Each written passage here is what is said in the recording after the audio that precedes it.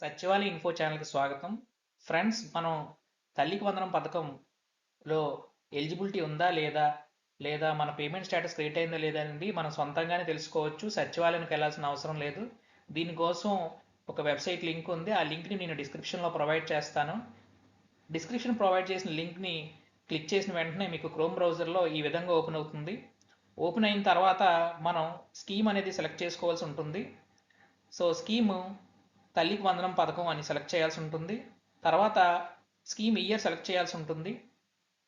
Scheme year select చేశాక Aadhaar number enter చేయాల్సి ఉంది. ఇక్కడ ఆధార్ నెంబర్ ఎంటర్ చేసి క్యాప్చా ఎంటర్ చేయాల్సి ఉంటుంది. క్యాప్చా ఎంటర్ చేశాక గెట్ ఓటీపీ ఆప్షన్ పైన క్లిక్ చేయాల్సి ఉంటుంది.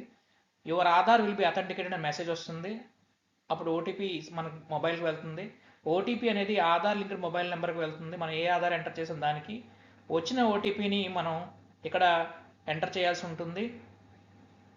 ఓటీపీని ఎంటర్ చేశాక వెరిఫై ఓటీపీ అనే ఆప్షన్ పైన మనం క్లిక్ చేయాల్సి ఉంటుంది. క్లిక్ చేసిన వెంటనే ఓటీపీ కరెక్ట్ అయితే are you sure to verify OTP అనే మెసేజ్ వస్తుంది. ఓటీపీ వెరిఫై అవుతుంది సక్సెస్ఫుల్గా.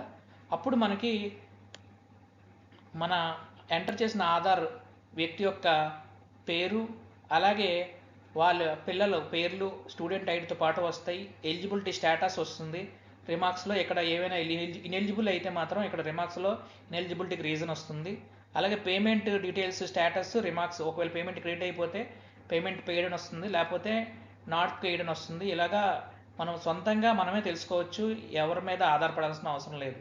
Thank you friends. ఇలాంటి మరిన్ని ఇన్ఫర్మేటివ్ వీడియోస్ మీకు ముందుకు తీసుకురావాలంటే సచివాలయ ఇన్ఫో ఛానల్ని లైక్ చేయండి, సబ్స్క్రైబ్ చేయండి, అలాగే మీ ఫ్రెండ్స్ అండ్ ఫ్యామిలీకి షేర్ చేయండి. Thank you friends.